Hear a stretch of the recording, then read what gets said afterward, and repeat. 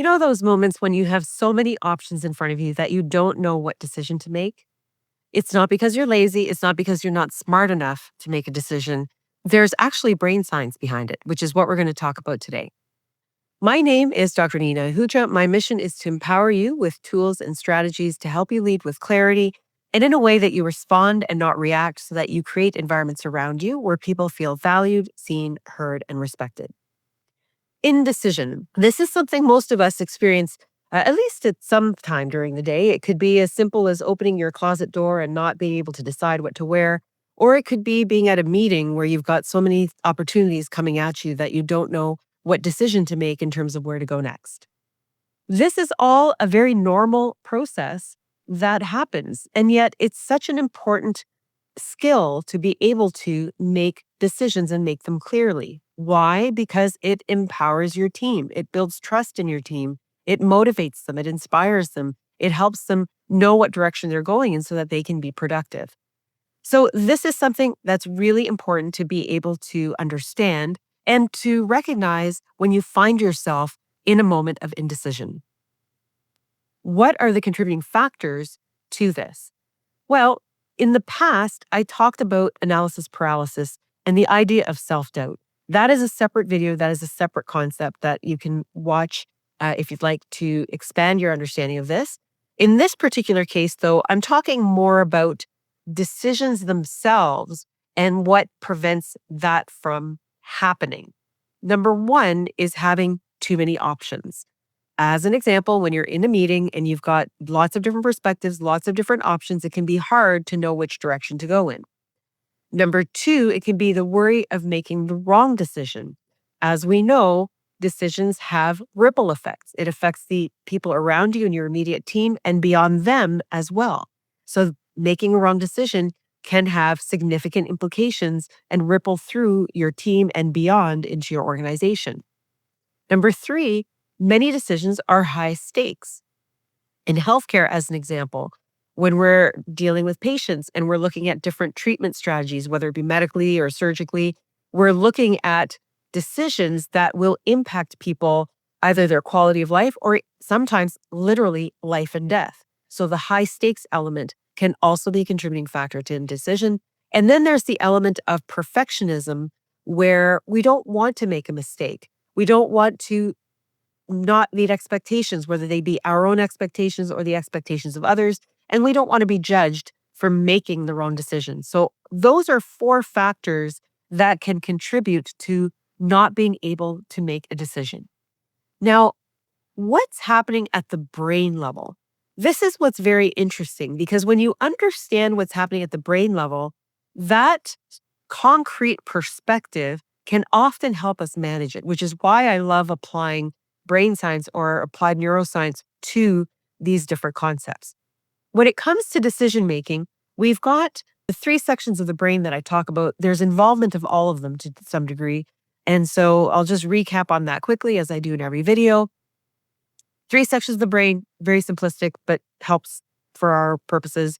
But your upper brain, which is where you do your thinking, reasoning, logic, center, deductions, all of that. It's also got your error detection center, not from an emotional standpoint, but from a logistical standpoint. Then you've got your midbrain, which is where your emotions are processed, emotional memories are held. That's where your threat detection center is. That's where the fear-based emotional centers are. That's in the midbrain. Then you've got your lower brain, which receives input from your upper brain and your midbrain, and then it relays it to the rest of your body to elicit a response. That response can be via your accelerator if you're in a heightened state, or via the brakes if you're in a calm, relaxed state. And if that doesn't make sense, if you go to the analysis paralysis video, I explain that a little more thoroughly. In decision making, then, we're really engaging the upper brain. That's where we're looking at the different factors and considerations, the pros, the cons. That part is very active when we're considering decisions. Within that, there's also the error detection center, which is looking at, does this make sense with what we want to achieve as a goal? Does this make sense and align with our values? Does this make sense with the impact that this will have and the potential for future opportunities? So it's kind of an alignment checker. Those two things, the thinking through different options and factors and scenarios and the error detection center, that's all happening in the upper brain. If you have fear of making the wrong decision or fear of not pleasing other people, that's where your midbrain gets activated as well. That will then trigger your fear response, which then goes down to the lower brain and presses on the accelerator, which takes energy away from the thinking centers and brings it to the readiness for mobilization. So the readiness to respond to that accelerator. The idea then, when it comes to being able to make decisions, is to regulate all of that, which I'll get into in a minute, because there's one other element that needs to be considered when we're thinking about what's happening at the brain, and that is the brain's reward center. Within the brain, there is the ability to predict an outcome. And so, with that, if a decision is being considered and there's a prediction that this is the right decision because the error detection center is feeling okay, the threat detection center is feeling okay, it's not overly active, and there appears to be evidence suggesting that this decision will be positive, dopamine gets released. And that puts us into a state of feeling good that this is the decision that can work for us in that scenario. So the thinking part, the detection centers, and the reward center also impacts the ability to make our decisions.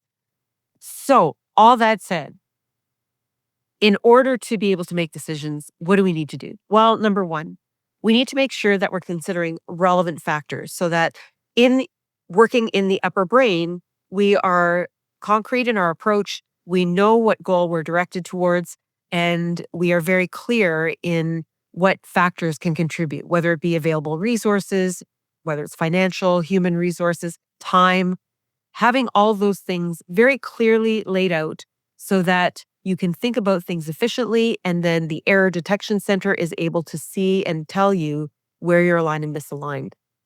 That then becomes very important and linked to self-awareness in order to be able to appreciate what your system is trying to tell you in all the thought process of what you're going through. You need to be aware of the sensations in your body, such as that feeling of calm that can come when the predictive center is being giving you a positive indication by releasing that dopamine. Being efficient with what's being used in the upper brain is one thing. Being aware of the sensations overall is another thing. And then there's being able to temper the midbrain and the threat response, the threat detection center, which is through doing the exercises we've talked about before.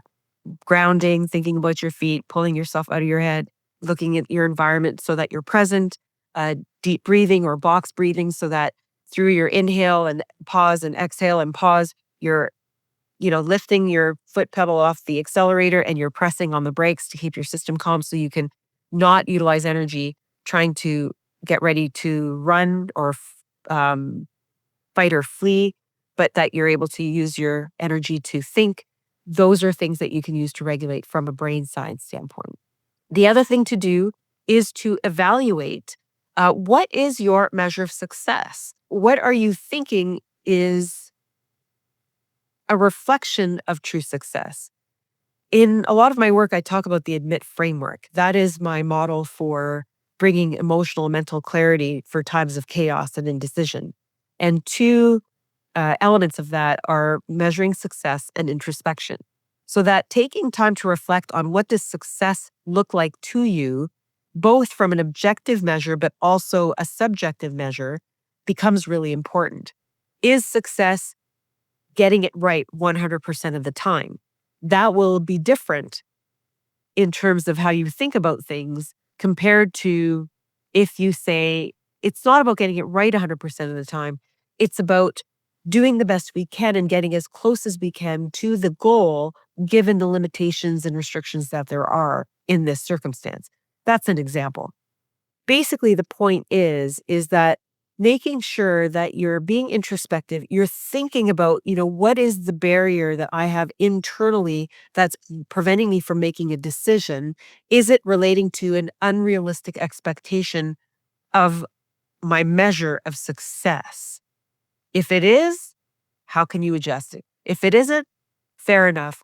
Then you employ other things to make your decisions, like decreasing your number of options so that you have a limited number to think through and it's more manageable and digestible by prioritizing the top two or three or four options from the multitude that you have, and then giving yourself a time limit where you say that I have to have a decision made in whatever amount of time, which is appropriate for the scope of the decision, and then putting yourself um, under that expectation and setting that boundary.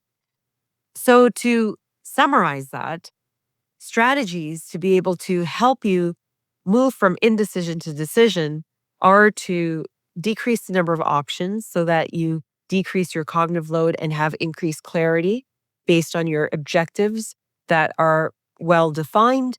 Number two is to be very clear on what your measure of success is and to be aware of those barriers that are within you, which leads to the idea of self awareness, which underlies all of this. And then number three, to set boundaries, including the number of options, as I said before, as well as time limit. And then number four, giving yourself some grace as well, that decisions that you make are being made to the best of your ability, given the knowledge that you have at the time. And so that if a decision doesn't go wrong, you can temper your fear of making the wrong decision with the assurance that there are lessons to be learned in everything that we do.